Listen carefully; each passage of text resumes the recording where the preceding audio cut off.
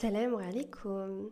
Même quand on sait que la prière est essentielle, qu'on connaît ses bienfaits, il arrive qu'on s'arrête, qu'on procrastine ou qu'on prie sans réelle présence. Et aujourd'hui, on va parler de pourquoi ça arrive et comment comprendre ce qui se passe en nous. À savoir que c'est une question ou bien un sujet qui revient souvent en thérapie. Psychologiquement, arrêter la prière peut venir de plusieurs choses.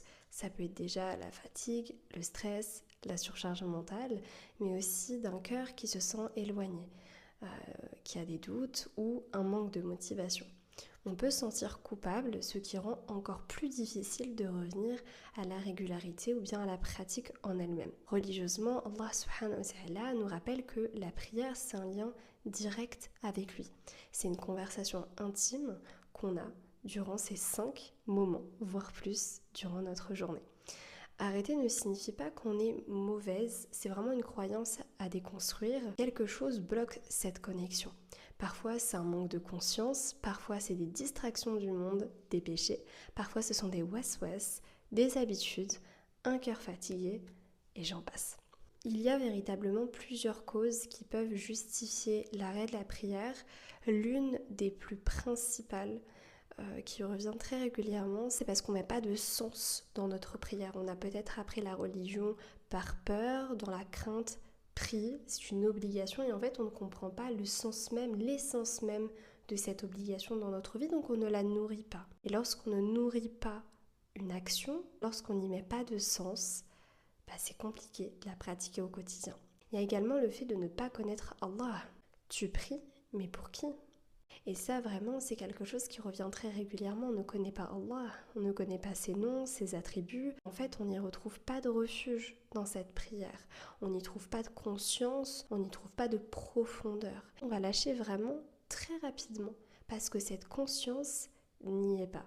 Pour revenir à la prière et garder une régularité, je vous invite à effectuer 5 points. Premièrement, analysez pourquoi vous procrastinez. Pourquoi tu procrastines ? Est-ce le mental, le cœur, la fatigue ? Identifier la cause, c'est déjà un pas vers le changement parce que ça va te permettre de changer. Le fait de comprendre pourquoi est-ce que tu procrastines, c'est déjà un bon point, une bonne base puisque ça va te permettre d'établir un plan pour changer ses habitudes. C'est-à-dire qu'il faut peut-être réorganiser ton temps. Peut-être que tu es contrainte d'être au travail toute la journée ou à l'école et qu'en fait tu n'y trouves pas de moment réellement. Peut-être que ce sont les ablutions qui te bloquent. Voilà, il peut y avoir plusieurs causes de cette procrastination ou bien de cet arrêt et c'est important de le comprendre. Ensuite, donc le deuxième point, commence petit à petit. C'est-à-dire qu'il vaut mieux une prière constante que rien. Vaut mieux essayer une fois dans la journée plutôt que de ne rien faire. Donc commencer petit à petit, ça va te permettre d'atteindre une constance. La régularité prime sur la perfection.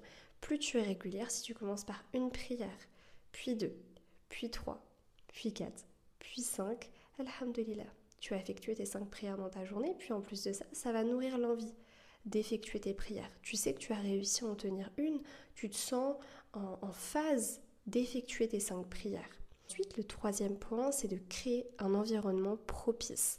Vraiment, je ne cesse de le répéter, ça joue un rôle considérable. Préparer son espace, calmer les distractions, se rappeler que la prière c'est un moment pour soi et pour Allah, c'est la base pour pouvoir vraiment prier en paix. Quatrième point, c'est se reconnecter à l'intention. Je l'adore, ce point il est génial. Pourquoi tu pries ? Qu'est-ce que ça signifie pour ton cœur ? Qu'est-ce que ça signifie pour toi ? Quand l'intention elle est claire, le corps y suit beaucoup plus facilement. C'est pour ça que je conseille vraiment le renouvellement de l'intention avant chaque prière, même chaque acte d'adoration, voire même chaque action au quotidien. Le renouvellement de l'intention il est profond parce qu'il remet constamment du sens dans l'action. Le cinquième point, ça va être d'être indulgente avec toi-même. Je pense que cette rahma, c'est vraiment au cœur de l'évolution, c'est vraiment au cœur de la régularité, la rahma. Être indulgente ne signifie pas tout laisser passer, bien évidemment, mais comprendre que chaque effort compte, chaque retour à la prière, c'est un pas vers la sérénité. Et on ne peut pas être trop dur avec soi-même parce que déjà, on essaye. On essaye et ça, Allah, il le voit. Et nous, on fait un pas vers Allah, lui va en faire vers nous. Il ne faut jamais désespérer d'Allah et de nous-mêmes. Nous en sommes capables par la volonté d'Allah. J'aimerais rajouter qu'arrêter la prière, c'est pas la fin, c'est pas une fin, c'est pas figé. C'est un signal que quelque chose en nous a besoin d'attention.